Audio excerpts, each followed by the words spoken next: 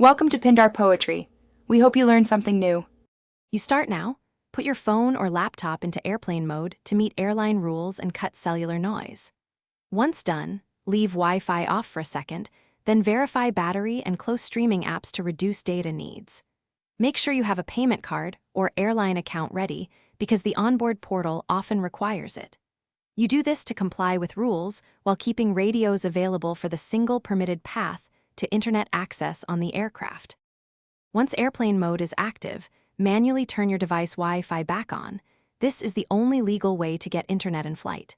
Make sure you select the airline's SSID and wait for a captive portal to pop up. If it does not, open a browser and navigate to any page to force the portal.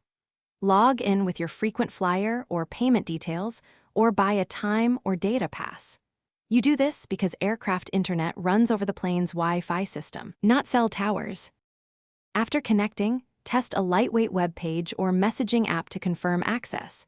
Expect higher latency and bandwidth limits because satellite or ground links serve many customers. If the portal stalls, toggle Wi-Fi off and on, restart your browser, or clear cached site data to force reauthentication. Make sure VPNs are off until the connection is stable. If problems persist, politely ask a flight attendant. Some systems need crew permission.